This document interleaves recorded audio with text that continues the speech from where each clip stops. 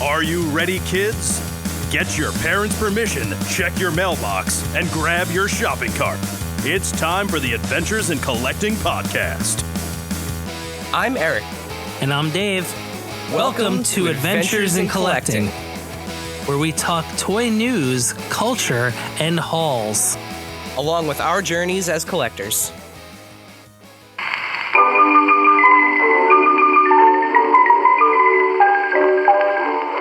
Hiya, Bobs and Dads.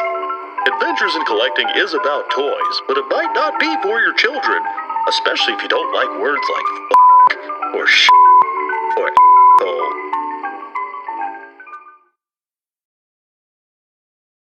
Hello, everybody, and welcome back to Adventures in Collecting. Hi, don't adjust your set. This is just my floating face here today.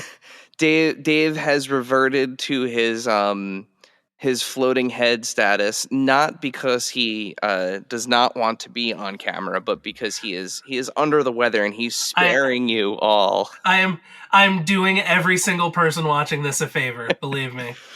It's that time of year here in the Northeast, right? I am awfully congested right now, and nobody needs that. It is cold season, and this is your friendly reminder from your friends at Adventures in Collecting.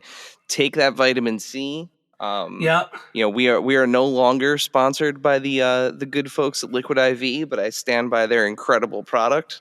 Make sure you get some of that vitamin C Liquid IV in your life. Lots of liquids. Dave, do you have a recommended tissue brand? Do you do the tissues with aloe to keep the skin soft? At this point, there is no we're past that. Do you do the neti pot thing? No. Never tried. No, there's too much history of ear infection and whatnot. Got it. I just blow my nose until it's all gone. There we go. So we do have a special guest with us this week, but yes. before we bring him in, a little bit of Adventures in Collecting housekeeping. We are still running our toy drive with our wonderful friends at Chubsy Wubsy Toys in Little Falls, New Jersey.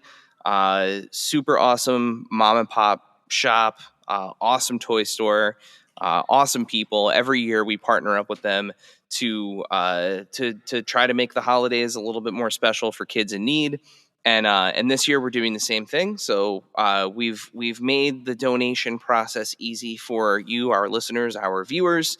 All you have to do is go to ChubsyWubsy.com. That's ChubsyWubsy.com. And you will see a nice banner there on the front page about the donation.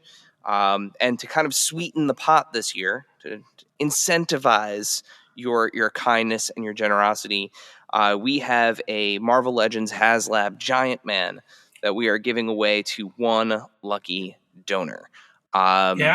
And to get all of the information, how you can donate, how you can make sure that your donation counts as an entry towards the giveaway, just head on over to our Instagram at AIC_podcast. We have a pinned post right there on the profile. You'll see the picture of Giant Man. You'll see the picture of the Chubsy Wubsy Toys logo. It has all the information there on what you need to do to donate and enter to win yourself a Giant Man, and most importantly, in this holiday season, give something back to kids in need. If you're mulling it over, whether or not you're thinking about doing it, it is a $10 minimum donation. Chubsy has a bunch of stuff on the website that's right at that $9.99 price point.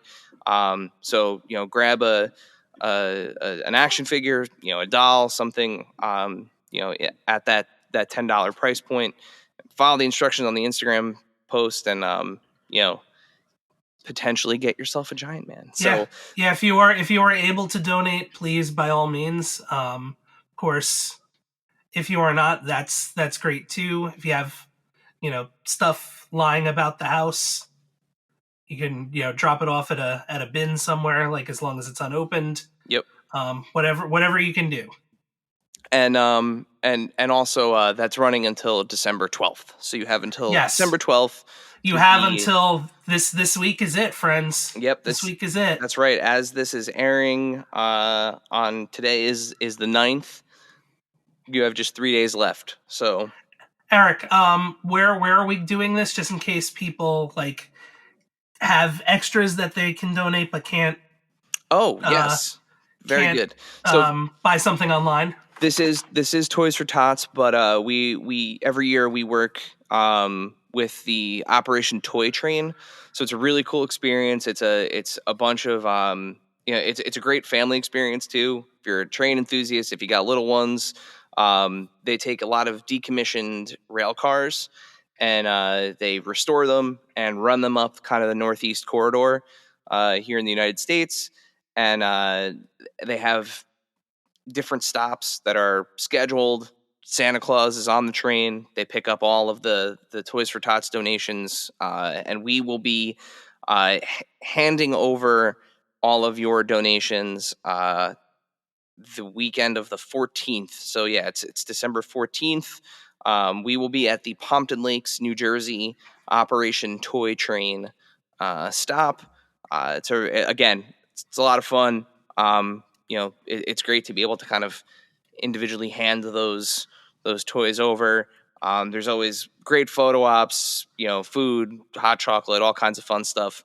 Like I said, it's a great plus up to the normal Toys for Tots donation process. Absolutely, but worthwhile.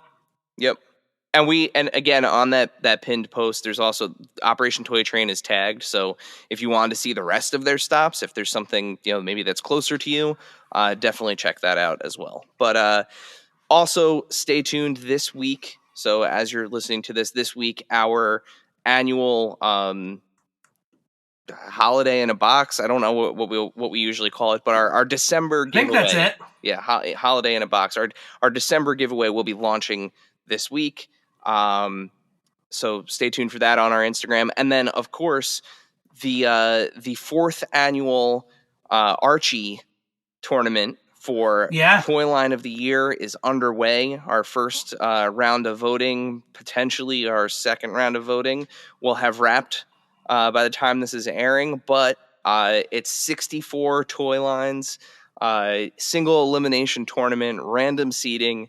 So all the voting takes place in our Instagram stories, and we will post dates as to like when each next round of voting goes live. So even if you missed the first or second round, there's still time to get your votes in as we whittle our way down to what you guys, our followers on Instagram and listeners, what you guys feel is the toy line of the year. And our previous three winners, we have not had any repeats yet. So our first year was taken by Marvel Legends. Our second year was taken by G.I. Joe Classified, and then our last year was taken by Transformers. So far it's been a Hasbro sweep, but there's some good matchups. I was looking ahead at the brackets. There is some good matchups. We have some fun matchups to look forward to. There's a lot of chatter in the comments early on now, about some brands. So I mean, you might want to keep an eye on maybe a couple of the underdogs. Just throwing that out there. Got a feeling we might have some spoilers this year. So.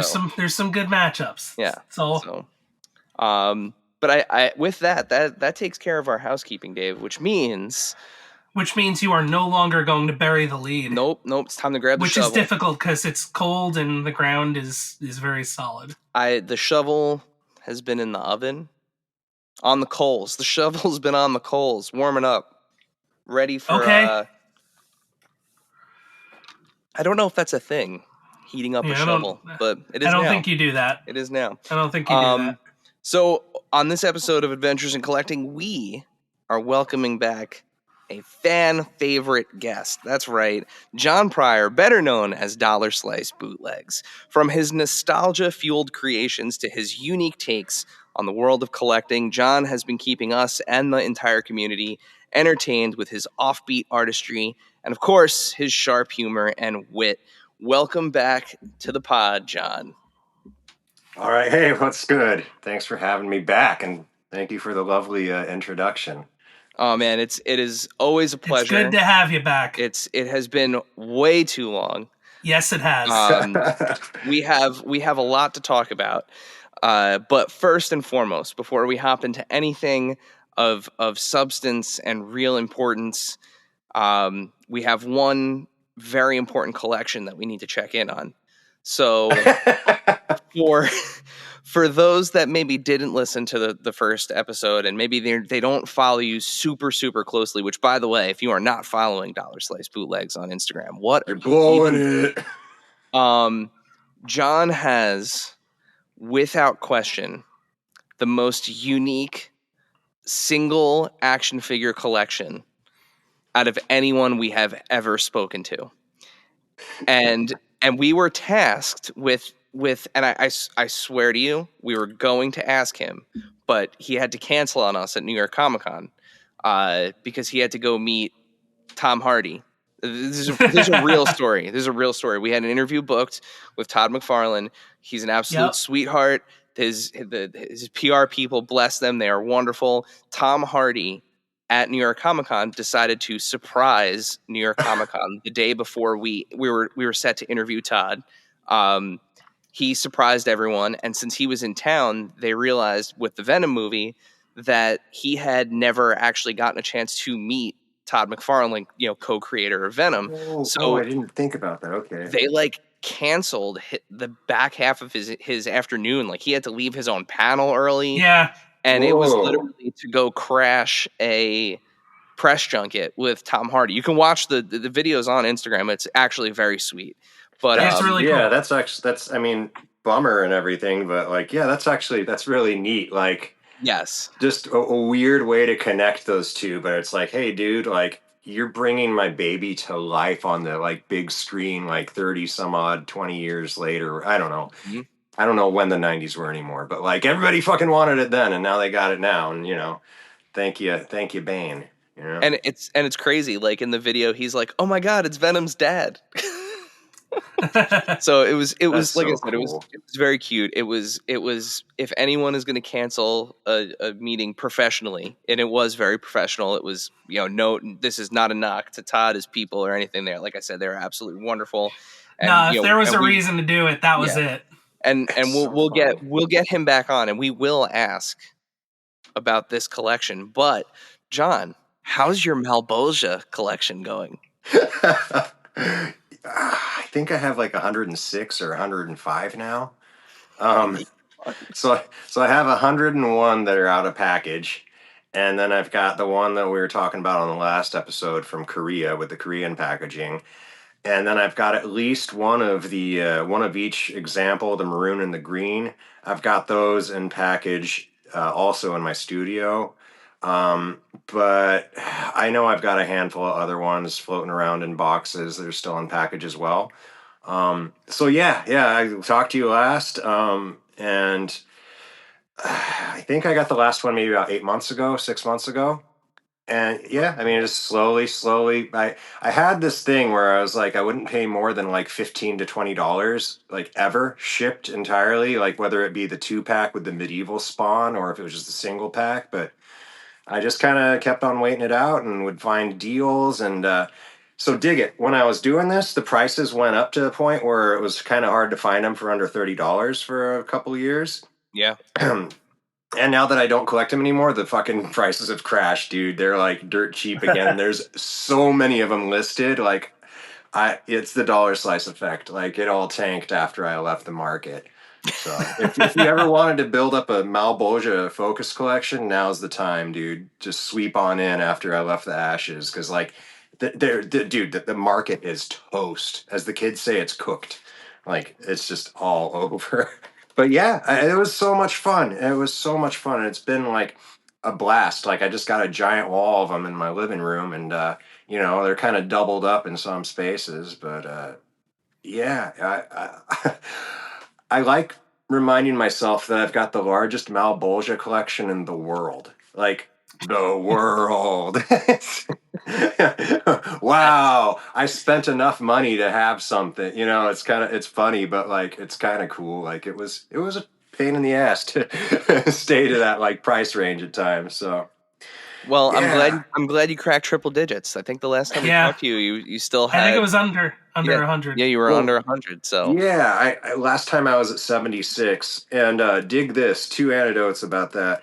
First of all, someone was like, "All right, well, they did the math, and like I forget the fucking number, but or yeah, basically here's like you're like 566 low, you need 566 more, and it's like."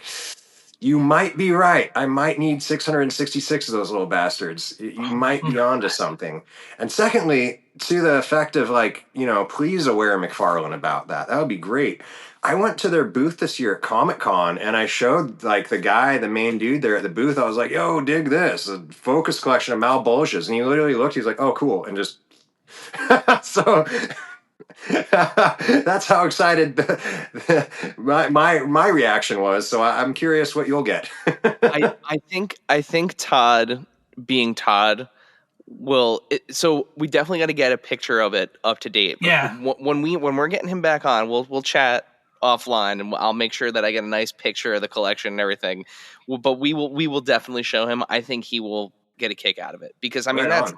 that's one of his babies. That's yeah, that's That one a changed the game, dude. yeah. Like that changed everything. That articulation, that scale, the spray-ons, the freaking just like all the details, the paint. I mean that literally was like, hey, guess what? You got to step it up now because this is what is coming out as a standard assortment figure. This isn't a deluxe figure. Like time to Mhm. like add some wrist and knee articulation everywhere. And I think what probably drove the price up a little bit, over the past like couple years was the new Spawn figures. And there Mm. has not been a Malbolgia. So I think a lot of people, they made Violator, they made Clown, they made a lot of the classic characters, but he has yet to make a new Malbolgia in this new line. So I bet a lot of people who were getting kind of the classic Spawn figures went back out and tried to get a and try to get one. Malbolgia for their collection. So I wouldn't be That's surprised if that is what caused that little spike on you. Yeah, that's really reasonable and logical and probably like why, but nah, dude, it's because of me, dude. I just all entirely dollar slice. It's on the it's on the shoulders of dollar slice, man. Like whatever, Malbolgia, new toys. No. Me, this guy. The DSB effect. Yeah. Yeah. That's what it is. But yeah, dudes, So yeah, thanks for asking about that. yeah, absolutely. So we've seen the art toy scene evolve constantly over time, especially over the past few years. Kind of a lot of people coming into it, a lot of like really cool new stuff. How's it changed since you first came onto the scene? It went from being I had nothing like it went from like I was either going to die or I was making toys to I had nothing better during quarantine to do, so I figured I'd start making toys. So that's the difference, and that's as far as I go on them, dude. Like I don't really, I come from a generation and a time when it was like either I'm gonna die or I'm gonna make toys, and then to have the flip flop to I had nothing better to do, so I make toys. I don't know. I don't really. That's that. I don't really. I don't know what else to say about that. Well, so I mean, it's a really good point, right? Because I think a lot of people, and I know a lot of people in this world, regardless of what you collect, regardless Mhm. of where you kind of sit at the table in the toy world, I think we're all kind of sick, right, about talking about the pandemic and talking about like Hmm. what was happening 4 years ago, but it did leave like a permanent mark on a lot of people from just kind of like a mindset and a perspective thing. So it's really interesting to hear that like and we know you pretty well. And we know that you're a very passionate person and you care a lot about what you do. But it's interesting to just kind of simplify it and boil it down to that. Like it Yeah, was either this or death versus I still like doing this, so I guess it's this. So it's just Yeah. it's interesting. It's very interesting. Yeah, so it's just like, the motivations and maybe the output are a lot different than like when I first got into it. Maybe now it's just, maybe there's a lazier approach these days than there used to be. And that's, it's fine. Like you were saying with quarantine, like it changed a lot, it did. And for better or for worse, that's the life, that's the world we live in now, is post quarantine. And it would be fun to like abandon it and not talk about it anymore. But like the planet is literally still reeling and dealing with the post traumatic stress syndrome of a global pandemic and everything breaking down entirely, and everybody just being kind of gaslit into being, oh, hey, let's just go back to things being normal, even though it's the farthest fucking thing from normal ever will be again, Yeah. So Mm-hmm. it's just, it would be nice not to talk about it, but it just changed so much and fucked everything up so much. But, yeah, for better or worse, it's a different game now, and there's a lot of different, it's just a different, I guess, like what I see, like what I got into is resin. It's a different game now. I don't really pay much attention anymore. It's um, the most edgy piece I saw was like a year ago. Some dude put just a blank card. It said "fuck you" and a blank figure, and it's like, wow, bro, that's Yeah. edgy. That's a message. That's deep. So it's just kind of like I'm waiting for something like that crosses my feed, and I'm just like spit out my coffee, and I'm like, wow, that's reminding me why I started doing this. But for now, it's like that movie Office Space. It's Yep. just a bunch of cats that Mm-hmm. are all about their TPS reports, and they need a boss and they need a someone like kind of thing. It's just a different game right now. It's Yeah. Yeah. I mean, going back to, when we first found out about you, was watching that documentary, Mastercasters. Like, Yeah. God, I mean, Mastercasters. feels like an eternity ago. Dude, I agree. And to that effect, I think about Mastercasters and I think about now and like how on the like just the outskirts and of the like designer resin scene I am. I don't know if I'd even be invited back into any documentary like that. Despite like all the influence and everything, like all the trails I blazed and all the roads I made, I don't know if people would know that or remember that at this point. So like I always am curious, like Mastercasters, if there was a part two, if there was another guy who picked up the director's chair and was like, I'm going to make a resin toy or designer toy documentary, I wonder if I'd even be in there, But like You'd have to be. Mastercasters, I don't know. I'd like to think so, but I don't know. But Mastercasters, dude, at DesignerCon this year, I heard from more people than ever about seeing that and finding me on there. And it just is. Yeah, I mean that documentary. I should rewatch it. It's been a long time since Yeah. I've I gotta watched it. watch it again too. And it's probably going to feel pretty surreal watching it now that like we have regular conversations with you and I a know. couple other people from there. But That's you so kind of funny. hinted at it though. You've moved out of that initial kind of purely resin format and into some other formats, which those of you that are watching can see behind you there. What's really your favorite kind of like material? What's your favorite canvas to work on these days? Um, I mean, I like it all, honestly. There's not like anything that's taken priority. It's just resin, you get paid penny on the dollar for the hours of time invested. And like, it just, at the moment, uh, I'm just having fun with the Safubis, Like, resin's always going to be my passion, but well, we'll get into it with the Slice City Rebels, but Slice City Rebels basically smacked it the fuck out of me. Like, it took all the love and the joy out of it, and like, I'll figure it out sooner or later. But the only person I regularly do resin for at the moment is with my collabs with Danny Diablo, because it's still fun with him, and I still like enjoy it, and it's still really like good times. But otherwise, resin is just like it's so much. Oh wait, no, excuse me. Shh. I forget how dope my career is sometimes. Okay, besides Danny Diablo, I also cast and do resin collaborations with Sket One these days, which is just Awesome. like, are you kidding me? Sket One, like what? But yeah, I just basically the resin is just I love doing it, but it's a lot of work and a lot of time, and it, to that token, I spent a good like almost 18 months developing the big rad wolves of Hubi. And you can spend 18 hours on one piece, it falls off the shelf and it bounces, dude. it bounces. You don't like lose all that time and like the piece is ruined and it's destroyed and like you have to start all over. And it's like, do you even want to start all over? It's just like, oh, tight. Okay, here, get that dust off of there. Good to go. Yeah. Well, that's one Yeah. of the beauties about Sofubi, right? Like they started as being Yeah. kids' toys. You know, they were meant to, that format was meant to hold up in the, 70s and 80s, right?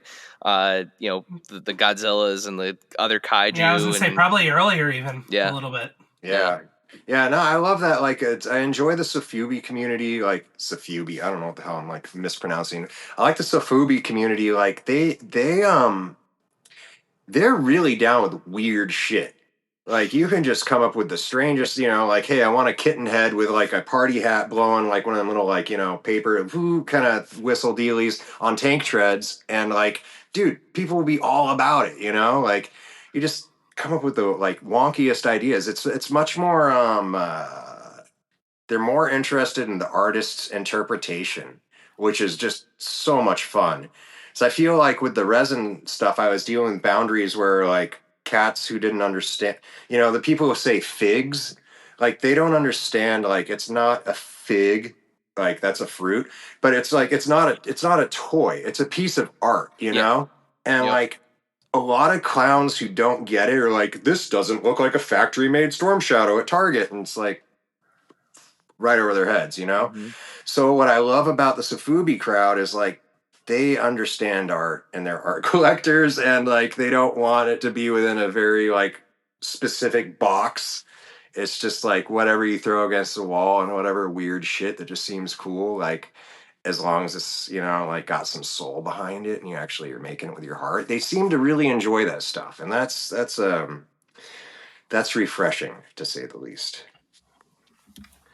So last time we spoke, you had recently revealed your first multi-character line with Slice City Rebels, and we've seen a bunch of iterations of the Big Rad Wolf. What's next? Well, there's so much to unpack there. Well, I mean, just really quick, what's next? Staying with the Big Rad Wolf for now. Just going to continue working on him. He's got we've got some plans to do some different shows all over the place. Yeah, I've got. So I can't really talk about too much of what I've got going on with some Sofubis coming out at Comic-Con, but I got some Sofubis coming out at Comic-Con that I can't talk about that I'm working on with the company, and yeah. So I got some Sofubi I'm working on developing it with the dream team of Uh-Oh Toys and Monster Sean Blay, sculpting it again for me, and it's awesome. I guess, yeah, okay, without talking about it kind of thing. So I'm getting to work with Sean and Aaron again, like Uh-Oh Toys and Monster Sean Blay. They produced the wolf for me the last time. And just really quick, if no one's seen it before, here he is. It took us 5 months, and I mean Sean, Aaron, and the factory, but it's the very first telescoping Sofubi feature on any Sofubi toy ever. So that was a lot of engineering, and why Sean is a genius, and why Aaron, Sean, and the factory I work with are a dream team. So yeah, basically, funny enough, we started up yesterday. Notes and other things underway, and we're working on a piece that's going to debut at Comic-Con this summer. It'll be an exclusive edition for that, and then we'll be spinning it up, I believe, into 2020, probably kissing up to 2027. I've got quite a few different colorways planned for it. And it will be one of those things that's like, whenever we finally get to announce it, it'll be like, oh, dude, of course. Like, of course, and it'll make perfect sense. And it'll have been like, you could even see it coming right now if you just even put a little thought into where and who and what I can't talk about, or who I'd be working with and who would be at Comic-Con. It's not rocket surgery, but like, yeah, I can't wait to be able to like really announce it, because to be working with everybody I'm working with is like living like the dream again. Like it's just so crazy. Every time I think it's like, wow, dude, it couldn't be cooler than this. Like, it's just always something more interesting comes along. But yeah, like with Slice City Rebels, like back to that, I would love it if any graphic artists that see this, hear this, like that don't fuck around, like on a pro level, want to hit me up. Let's party. Slice City Rebels are kind of on ice at the moment, just because me and Barton need someone who's going to be a little bit more, who has more time to do the graphic artists, the graphic illustrations.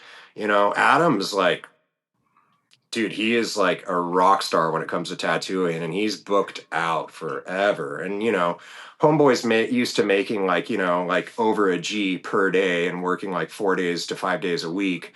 And then he's doing illustration for Slice City Rebels, and it's like maybe you'll see $1 in 2 years.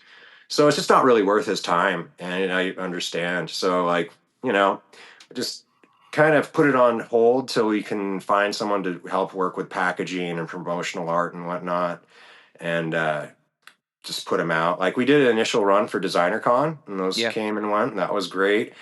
That was like 6 weeks of 12 to 14 hour work days, painting and casting, to the point where I literally had like bruises on my ass from sitting in my little wooden stool, like painting all day. Like it was the weirdest damn thing. I was just walking by the mirror one day, happened to notice like some color that wasn't there. I was just like, are you kidding me? But yeah, I guess I'm old, and like it was just like so much intense like working and sitting. So that was just to like, I was like, you know what? I need to put this on hold for a second. I'm literally bruising myself because of how much effort has to go into these, and sitting there and putting that much effort into it. On top of the fact that freaking Horsey Boo had to help with the paint too. Like these sculpts, these pieces are just bonkers, like detailed. Like Scott Hensey went ham on them, and like, thank you, like it's beautiful. But yeah, just basically put them on ice for a little bit, maybe get some paint masks made, maybe like figure out how to invent a machine that makes more time, and then add more time to my time container, and then get back to them. But I would yeah, also be interested in that machine, by the way, if you could figure that out. yeah, I plan to do a limited edition of at least like 10 of each colorway, and I'll do like primary colors, So Well, you guys I'll get you artist proof. the thing that's really cool though is the idea of Slice City Rebels as it originally was might be on ice, but we've seen Big Rad Wolf, who started as a Slice City Rebels character, right, and move into this Sofubi space. He wasn't part of No, that. he started out way before that. Oh, okay. All right. Well, yeah, and fun stuff. So yeah, no, Big Rad Wolf was the only, well, actually, and Slaughterbot. So I had my two characters were pre-established. Yeah. But Big Rad Wolf, he initially was for the guitarist of Sleeping with Sirens. Homeboy hit me up to do a commission, and we started rapping, and he had me come out to Warp Tour to meet up with him to go over the design, and I had my prototype Big Rad Wolf. And we met up, and it was just, I don't know, it wasn't really vibing. And then he tried to pitch it to the band while I was on the bus that like, hey, we could like make toys of ourselves. I could be this wolf. And they're all looking at me like I'm some kind of dickhead. Like, what is this guy doing here talking about toys? And like, I didn't mean to be here in this capacity. What am I doing? And so I just kind of like abandoned the project and took the character for myself. So I did the first version. And that one, I went I like to be nerdy, dude. So, I took some like Police Academy figures, some Kenner Terminator 2 figures, some Kenner the real Ghostbusters figures, and just kind of smashed them around, did some kit bashing, and, gave it some nice heritage where it was like different pieces from the same producers from different, movie franchises in the same era kind of thing. So I did that one first, and I made about 3 colorways. And then there was a really, really, really short run, 3.75 Wolf as well. It came out at Decon 2021, I think. And Decon 2021. And I didn't really make too many of him, and then the Slice City Rebel figure pretty much came out after that. And then the wolf is the Sofubi's like the 4th version at this point. Yeah, and but I mean, I love this evolution, though. Seeing all Thanks. these, like you said, Sofubi Mhm. as a culture. I don't even think using the word weird is appropriate because nothing, if nothing is weird, is anything weird, right? Like That's in the real. world of Sofubi. Yeah. So all of the colorways, the UV reactive stuff, the glow in the dark, that one you did with the light up arm, like there's just Billy and Jimmy had a designer con this year. Oh, yeah, we're just okay. The light unreal. up arm, really quick. You guys can appreciate this. Fucking Cedric from Mars Volta and that to drive-in bought that first one, the Farm Boy. Very cool. Very cool. Man, you just can't get away from that. We'll get into that a little bit later, but you can't get away from those people. You can't get away from that industry at all. I'm so happy though. I'm so glad. That's like the best. But yeah, with that big rad wolf, man, it's like honestly, like I know the last interview I said that the Scott Hensey sculpt was the definitive wolf. Yeah. But I take it back. Now the Safubi is the definitive wolf. Like, dude, Sean and Aaron and I gotta say, Retro Band, he had a hand in it too. He was really giving me notes and whatnot. And between those three, they really like helped me come up with the definitive wolf motif, like from now on that is going to be the touchstone. That is like, well, if you want to tweak on the wolf or you want to make a few adjustments, tight, but this is where we start from, like this is what he looks like. This is the dude. Like this version's even going to be in a cartoon, so it's just like that's it. Awesome. So when you're looking at all of these different, ways to kind of approach the big rad wolf, what are you looking at in terms of inspiration? Like, what's driving the different colorways? Is it just kind of that rich history of Sofubi? Is it like how do you get to these different colorways and variations? Yeah, thanks. That's it's basically, dude, I just try and think of like either characters that I think would be fun to like, put over the wolf or just colors that look sick together because I just have always been tweaky about colors and always just kind of zoned out and looking at ones that complement each other and like just kind of make me happy to see kind of thing. And then even to the point where like the Pantones that I choose down to that, like which is just uh geez, yeah, I don't know. It's a lot of fun getting to tweak out with them on the color. It's just what makes me happy. Basically, is like I'll just maybe see you look at foliage, in the fall, and like the color fades, and then you see the way those leaves look. You can find a lot of cool shit to paint from just Hmm. those leaves and just the different colors that look so beautiful together and just go together so well, even though it wouldn't necessarily make sense. So I mean, you just look at that, and then you apply that to like the toy, or like you were saying, Billy and Jimmy Lee. It's just like you just think of characters that like, hey, this can work. Like 7-year-old me was so excited and having so much fun painting, double dragon wolves of my toy. And I was like, I'll do another release of those, and I'm gonna have them come with like the little silver the beatdown bats as well. It's, Nice. yeah, Nice. like it's not Double Dragon without those like just generic silver beatdown bats. Those things are just you need those, dude. A Bobo, you need that shit. Yeah. Or like the drums, the steel drums. Yeah. Yeah, now that was fun as a kid in the actual arcade because you're fucking like you think it's only throwing and then you kick it and it rolls and hits your buddy and knocks him in a manhole and then you're done and it's all bad. Yeah, so I mean it's just basically whatever pops in my mind. It's just whatever, like I'll just be going about the day or whatnot or maybe watching TV and you're like, oh crap, you know what? This would be cool to put on, the wolf, or I'll be scrolling or whatnot and see, like you want to do pop culture, you want to see something will look tight, like just scroll Super 7 and see what they're putting out in reaction until you're like, oh, okay, I could do that on my character. Find one that you like. Like I've definitely been inspired scrolling like that sometimes, but like I've said, I'd kind of like to avoid doing the lazy approach of piggybacking off of something that already exists. And now, a word from our sponsors. This segment is brought to you by our friends at Chubsy Wubsy Toys. A traditional mom-and-pop toy store in Little Falls, New Jersey, Chubsy Wubsy Toys brings you the best new toys from the brands you love without the hassle of pounding the pavement searching for them at larger retail stores. Visit them in person at their brand new home at 101 Newark Pompton Turnpike, Suite 1 in Little Falls, New Jersey, or online at ChubsyWubsy.com. That's ChubsyWubzzy.com. And tell them Adventures in Collecting sent you. And now, back to the show. So your artistic presence has evolved from beyond toys now. Tell us about your relationship with Machine 56. Yeah, wow.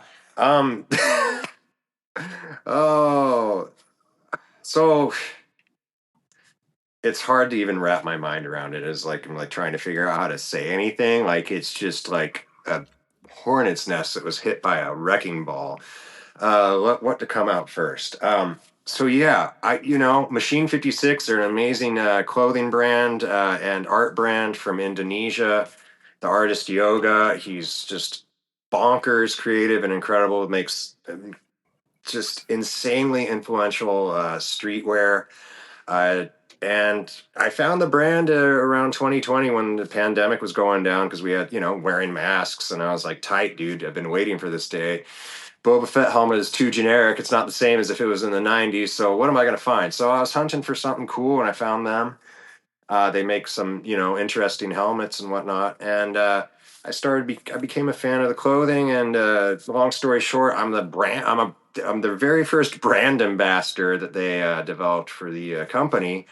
And since pretty much probably a few weeks after the last interview in 2021, they've been sending me one of each color of each garment of each piece that they make so I can help the US customers and help the Facebook community and the online community get the sizing that they need because the clothing that it can, since it's not fast fashion, since a lot of it's very cut and sew, the sizing can be a little challenging for Westerners. It's in centimeters as well.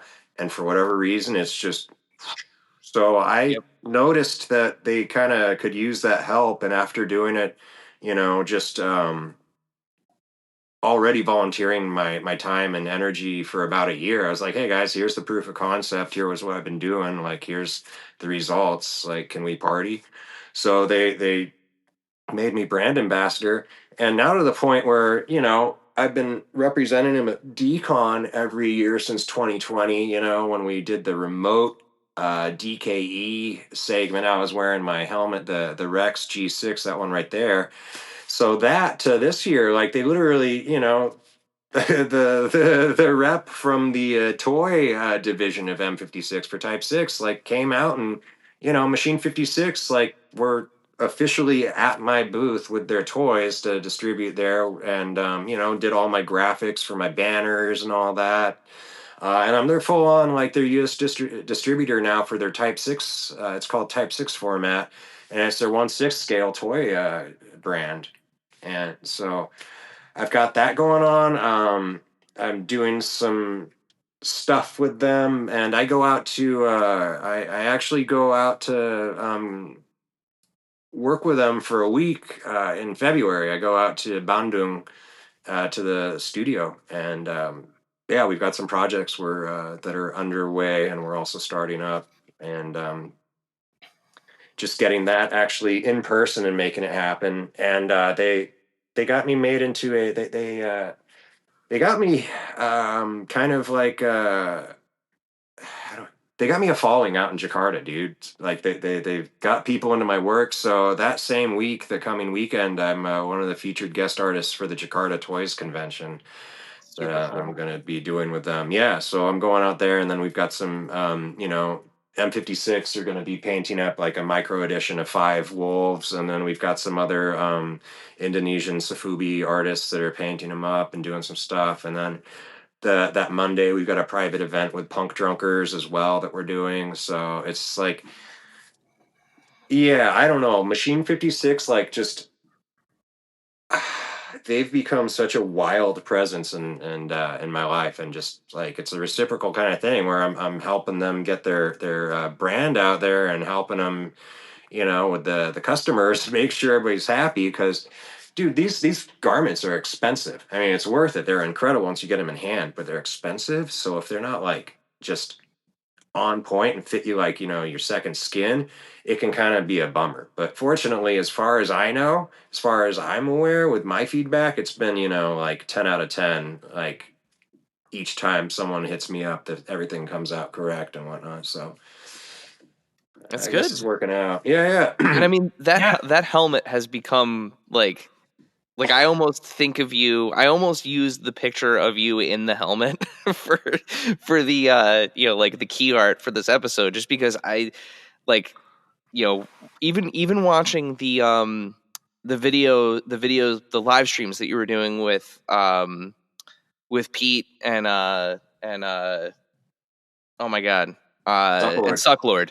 Sucklord. You showing up to the live stream in the helmet each time, like it's become, as much as you are a brand ambassador for them, like I feel like it's become kind of part of your overall presence too. So I mean, Thanks, man. Thanks. That's what I've been intending. That was the intention with that. Is like definitely like if you think of me, that G6 Rex like is definitely yep, part of that whole aesthetic and part of the whole package, And that's entirely intentional, Every convention I do, I always bring it with me.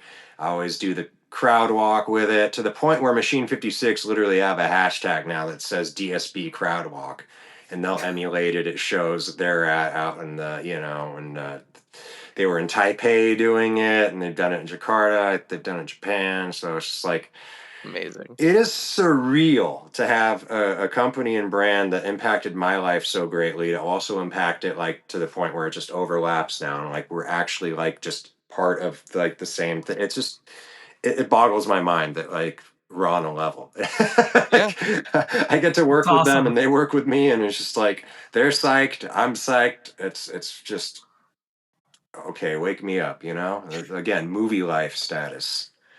So, something else that is kind of inherently part of your brand. It was no accident that we picked a Saves the Day song Mm. for your episode announcement. You have a pretty colorful past in the punk hardcore emo scene that I don't think a lot of people are probably very aware of. You've mentioned a couple of connections, just in our chat here alone. But what really kind of connects you back to that world? Okay. Um Now this is going to take a second. You guys don't mind, right? This is going to be an Yeah, ADHD like dump, and let's it go. spans about Yeah. a decade. Let's We're here let's for it. go. Let's go. All right, my man. All right, guys, let's party. All right, so I was like 19. I found Saves the Day. It was right after the I'm Sorry I'm Leaving EP had come out, and Through Being Cool had almost come out, and like I was like, holy shit, this kid's writing my fucking life. Like this is how I feel. Like, like just every single word. Like you want to like see where my brain was at for the longest time growing up, just look up the lyrics to their song Blindfolded and we're good to go. So anyways, let's fast forward my 20th birthday. They're playing like literally the day of my 20th birthday. They're playing up in Santa Cruz at this place called Palookaville, and I got there early, and my folks used to have a printing and copy shop, and there was a copy, the color copier, we'd have like heat press transfers. So I'd make bootleg T-shirts of like bands that I liked. Anyways, I had a bootleg Weezer T-shirt, and like it was before the Green album had come out, so they were like, it wasn't embarrassing, it was still cool. Um, and so like Brian, their drummer, saw that, and like, instead, since the Green album hadn't come out yet, he didn't look at me and was like, oh God, what's wrong with him? He came over and started talking to me instead, because like the Green album hadn't come out yet. And it was a sticker from like one of their singles. They had like imports and whatnot. And I think it was the Japanese El Scorcho, and it had this like sick logo, and he was like, oh, cool Weezer shirt. And we started rapping, and like it was less than 10 minutes in the conversation, and he was like, dude, like you should come to the rest of the shows if you want in California, and we'll put you on the guest list. And like I was like Funny thing, because I was already planning on going to all your shows, but if it's on you, toy. And that's what started it. Like my 20th birthday, I met Saves the Day. My 21st birthday, I was in the studio with them while they were tracking the drums to At Your Funeral for the album Stay What You Are in Rob Schnaff's studio that is featured in pretty much every Elliott Smith record layout, you know? And that was here I am a year later, like, you know, crashing with them at the Oakwood studio, I think is where they were staying, you know, staying with them, going down and like meeting up with them and staying with them like this is my 21st birthday, you know. It's just like, hey, I'm in the studio. You guys are recording some sick like songs, right on. And like even then you could tell that album, that track, everything was just going to be just game changing. What was even cooler was Chris was writing songs for In Reverie already on the piano in the Oh, studio. wow. Like he was writing out Okay. the riff or the main like chords for Monkey, what turned into being Monkey, on the piano, and it was.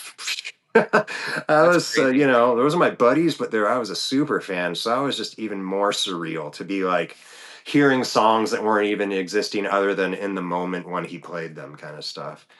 Um, so yeah, I went from that to running around with Saves the Day, and you know, again, taking advice from Brian. Brian's like, "Hey, dude, you should move to New York. Like, you should come out here."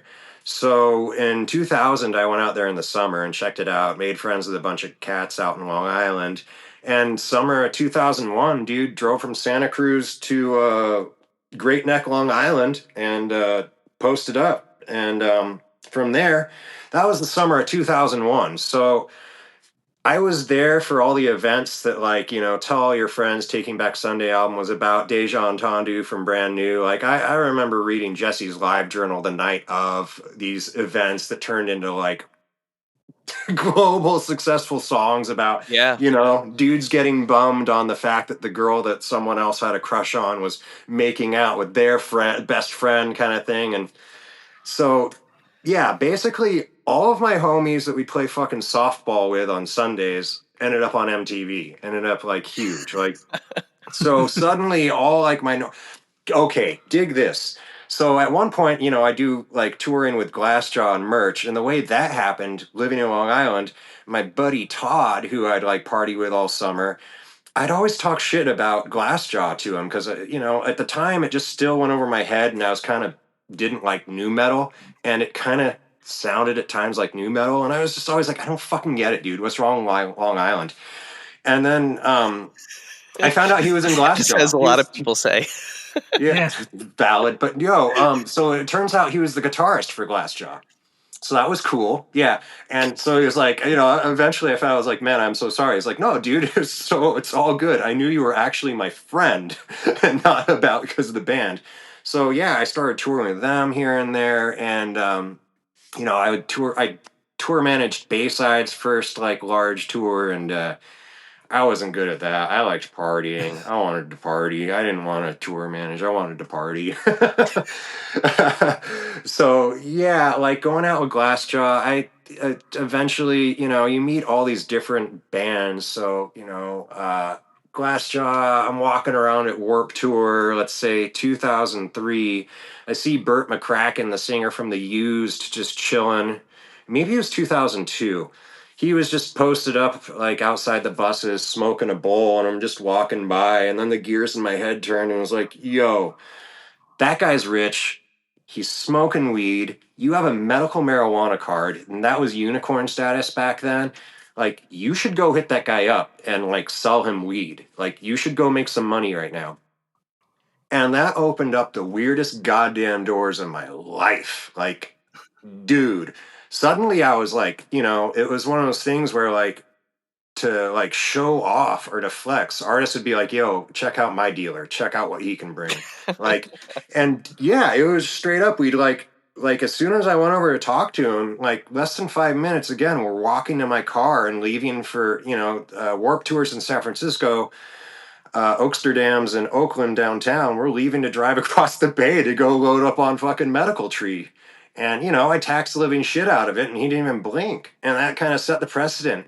And then anytime the used were in California, I'd know well ahead of time because I'd have the orders ready to go and go meet up with them wherever. And then, they'd foot the bill for like the next couple days and just go rage it and make way too much money off of, like medical weed. So yeah, I just kept getting passed around from different, artists showing off, hey, check out my dealer, and it was to the point where at one point I was selling weed to the girls on the MTV show, The Hills. Like, Oh my you God. I haven't thought about that yeah, for a while. yeah, to that level, like, like Adrena and her crew, like, I don't know if I've ever told the story of farting on Lindsay Lohan. But I went out with them one night. They were filming, and we went to some bar in Hollywood where it's karaoke, and I didn't give a shit, And Lohan shows up, and she was tanked, and she was on me like flies to shit, and I was too cool. I was just too cool.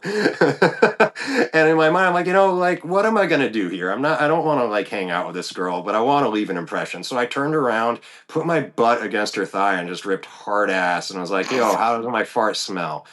And walked away. And then a few minutes later, some of the Hills cast came up and like, yo, what did you do?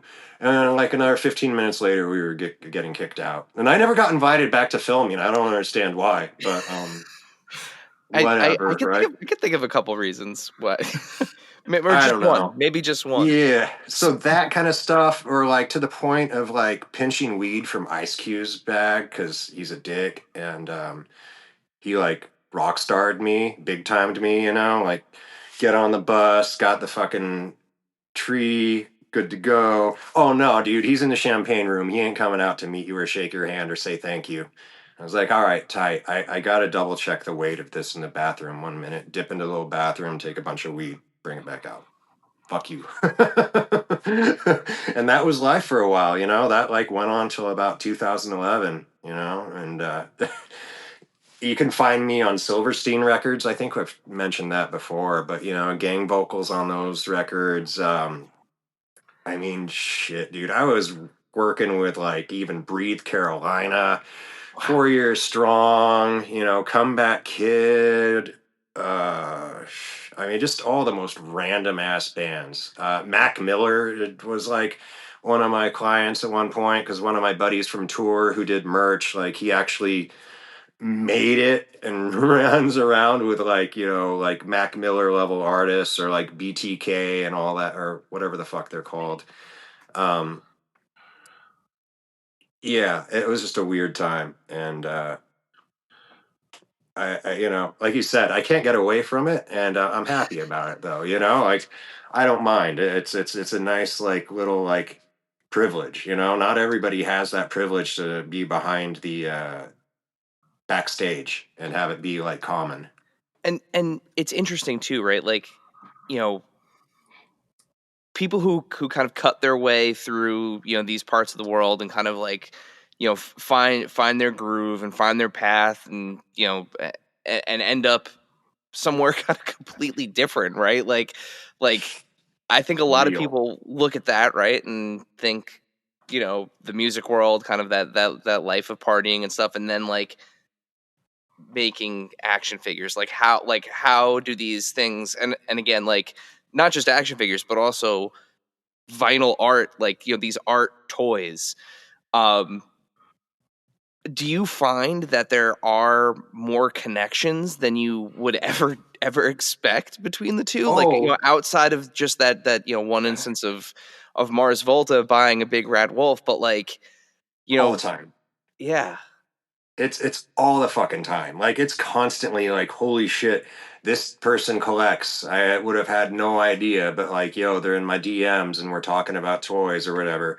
Or folks will just show up at shows or whatnot. And like, to the point where again, talking about Danny Diablo, like working with him, like the band Sheer Terror, they're like a classic New York hardcore band, like the singer Paul Bearer, like you how the fuck would dude? He's a miniature toy painter and like he's tight. He like No kills it. way. Yeah, and like, Danny's sending me like photos of like the Paul Bear sending Danny pictures of painting his mini that is just like yeah, like it's constantly overlapping, and it's constantly like, no way, you're into toys? We could have been talking about toys this whole time.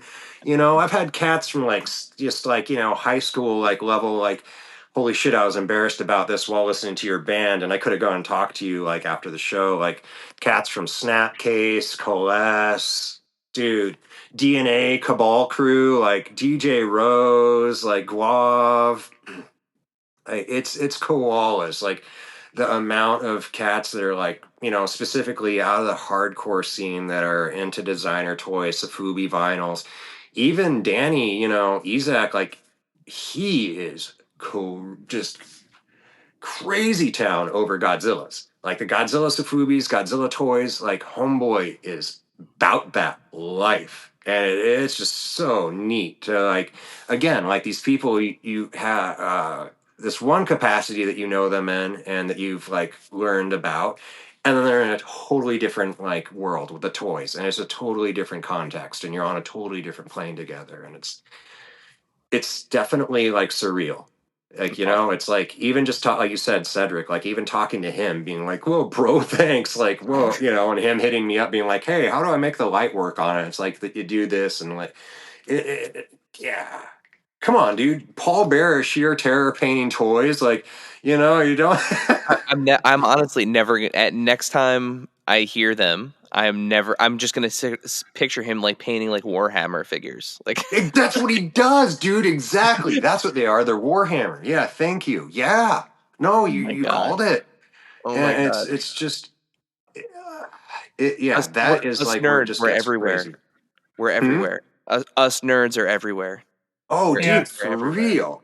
Like, even to the point where, like, at 5 Points, me and Danny are sharing the Airbnb on Saturday night, and we're both like into sober, like keeping it low key life, and it's just like chilling there, watching movies, talking about toys, and it's like, what is life right now? Like, what kind of context is this? Where like, yep, these like people that are larger than life just existing on such a real plane to the point where you're like hanging out wrapping toys for like an entire evening kind of thing, and it's just Insane.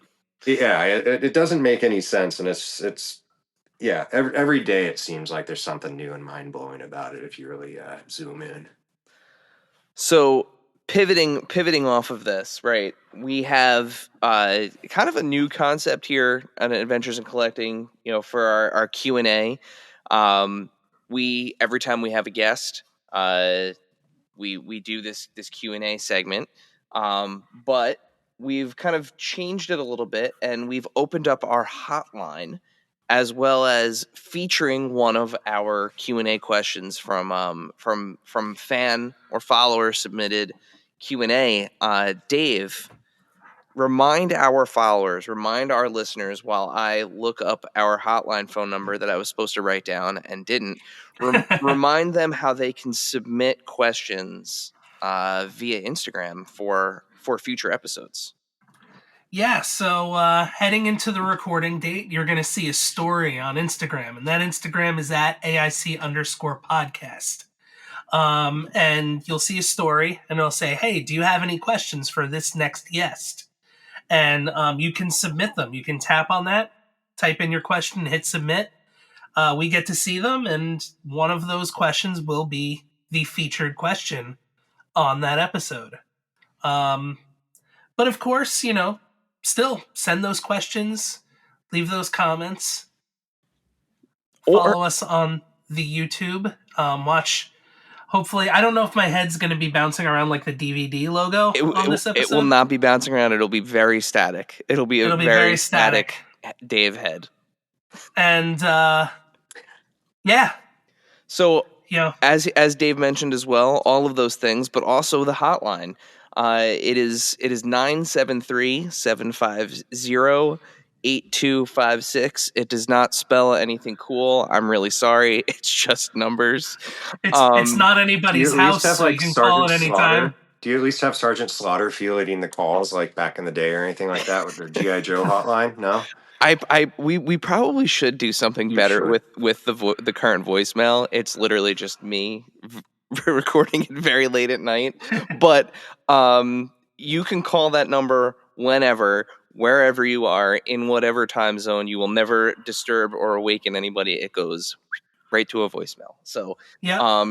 if even if we don't have a guest on and you want to just call up and say like, hey, how do you feel about X, Y, and Z? What's your favorite Thanksgiving side? Whatever you want to ask. What's your Maybe one of these times we'll do an episode of just hotline questions. We- I don't know. That would actually be a really, really great idea if we threw this hotline out there and be like, we're only going to talk about what people call in about. Dave, I like where you're going. But Sometimes they're good ideas. with that, we do have exactly one voicemail and exactly one featured Q&A for the featured Q&A is always one, but we also have a voicemail. So, Dave, do you want to do our featured Q&A, even though we kind of sort of maybe already answered this earlier on in the episode? But still, get it in there. Yeah, so at Han Zhuang 18 asks, how about a dollar slice bootleg Asian tour in 2025? We have plenty of Sofubi collectors here. And hopefully I said your handle correctly. Yeah. Juris, you're the best, dude. That is my boy, Juris. That is amazing that he'd ask. That's so sweet, dude. Yeah, he's the cat behind the Type 6 format toys for Machine 56. He's the dude who does all this. And he's kind of like become my manager for international events. So yeah, I'm going to the Jakarta Toy Fest that he invited. He got me put on that. Like I said, they've kind of been building up Dollar Slice out there. Like he kind of been taste making it. And here's a better idea of like what he makes. Like this is what he designs and puts out. Yeah, and they're literally all the zippers, everything is like it's functional, like literally anything you see on there, the pockets, the Velcro opens, this like unzips, and he's literally got another silkscreen t-shirt. Like, where is it? Let me I'll find it. But yeah, I'm gonna be going out there and see, like, there's even a t-shirt to swap it out. It's literally an exact representation of the real t-shirt. Like, that's what's crazy about these toys with the Type 6 format is literally like, yo, if they're making it, it already exists as well in like real clothing. So basically you can like dress up like your Type 6 figure, take a photo next to it or holding it, and it's like repetitive. It's just cool kind of look. But yeah, I plan on doing that. We're gonna get me out there to Jakarta for the toy fair, and then in the summer, I think he's working on getting me out to Japan and also to China, and just bouncing around, because like you can do that. You can like go to different fests every weekend and go out there for like 6 weeks or something like that, and just fly around, sell your toys, and get your name out there. Get up. So I definitely have plans to do that.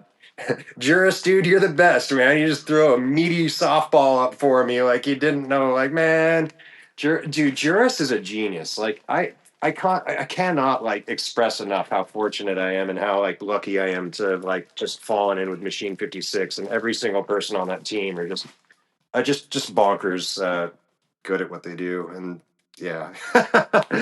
Right on, Juris, dude. Thank you.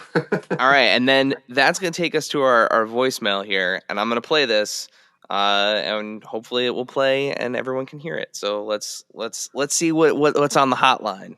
Oh dear. Hi, my name is Jerry. I have a question for John Pryor. Oh, Jerry. I was just wondering how he's able to do all these shows and run a business at the same time while being an awesome dude. All right, thanks, bye. Fucking Jerry, dude. Oh man, I love you, dude. You're fucking great, bro. Oh, Jerry, yo, let me just, you know what? Like, I just want to talk about Jerry. Let's not talk about me. I want to talk about Jerry and how I know Jerry. So, dude, Jerry's one of the best, man. I met that kid through Puffco and through the Peak Vaporizers and the Facebook groups and of this group that's kind of small, but it's called Big Puffco Energy. And I joined the Discord and we kind of broed down in there to the point where I do this event called PuffCon every year, and it's put on by Puffco. They shut down an entire block in downtown LA, and it's just a giant hash event. It's all the entrance is you have to own a Puffco device and $20, and for a whole day they shut down the block and there's vendors, there's carnival rides. Action Bronson always co-headlines. Larry June was the headliner this year. Ryan Celsius plays. Like a lot of just like crazy artists come through. And I know Jerry from the Puffco scene, and he's just a sweet, amazing guy. I wouldn't have had such an easy time this year at PuffCon if he hadn't come through. He was really clutch, came through and helped me out with a lot of stuff. And he's a good kid. He's an amazing guy, just really positive, upbeat, good energy, like unintentionally you're around him and it's like a gas station, it's just awesome. Love that. We need everyone needs a Jerry in their life. Yeah, no, Jerry, Yeah, totally. all you guys in the big Puffco Energy, all you homies in the Discord, love you guys. You're the best. And maybe that's going to be the name of this episode is Find Yourself a Jerry. That wouldn't be a bad one. Jerry is awesome, dude. Such a good kid. Well, with that, we have reached the end of our time here, and we have our final question for you, John. But as you know, you being a previous guest, you have answered our traditional final question. So, we have prepared a special alternate final question for you. So, Dave, would you like to fulfill your role as this podcast's James Lipton and ask our final question? Why, yes, I would. So, our new final question. Since you've already answered our standard final question during your first appearance, we have prepared a new one for you. If you could, in an official capacity, collaborate with any IP or brand to put your spin on a fan favorite character as a toy, what character would it be, and how would you tackle the project? Okay, well, hold on a second. Since I used my normal face for the last episode and the last time, we have to, same thing, conversely use an alternate face for this. All right. Well, There it is. I would say, you know what? Ninja Turtles. I mean, like outside the obvious, but if we're talking just movie life dream status, Ninja Turtles, dude. Party with Kevin Eastman and Peter Laird all day long. That would just be the top of Everest for me. Would just be working with and on any kind of license capacity for the Turtles, where they're like, you know what, John, we love Dollar Slice, we dig your aesthetic, we dig your vibe. Here's our boys, go ham. That, dude. If I was going to write a script for life on what I want and how it should go, and like one of the best scenes of the movie, yeah, that would definitely be like there. You know what? Kevin Eastman would even call me directly on my cell, not even email. They went to all the trouble to get my phone number and called me directly. That happens. Let's like make it real. Well, listen, and you know this as well as anyone else that's listening to this. Right now seems like the time where anybody and their mother's best friend and their mother's best friend's niece and their mother's best friend's niece's school teacher can make licensed turtles. So if there is any time for DSB turtles to happen and be real life, now is the time. Yeah. You might be onto something there. You're right. I didn't even think about that. Yeah, I feel like that's Teenage Mutant Ninja Turtles are like the brand agnostic toy at this point. Yeah. Just about, I mean, literally, just about every major company has made turtles within the past 2 or 3 years, with the exception of like McFarlane. Well, I mean, there we go. Like, you heard it here, Kevin. Give me a call, dude. I'm waiting. I'm not going to hit you up. It's got to work out like I wrote it in the script. Give me a holler. Look me up, dude. You can find me. It's okay. I'll be waiting. So, also, Movie Life, if Kevin Eastman, if you're listening to Adventures in Collecting, first of all, I'm so happy Thank you you. found us. Hi. Thank you. Hi. Love your work. But also, Big fans. But also, reach out to John. DSB Turtles. Yeah. 4L. DSB Turtles. Yeah. All right. So with that, John, before we let you go and let you get Or back to your hashtag DSB Turtles. yeah, hashtag DSB Turtles. There you Word. go. Before we let you go, remind our followers, our listeners, where can they find you online? Where can they follow what you're up to, and where can they reach out to you?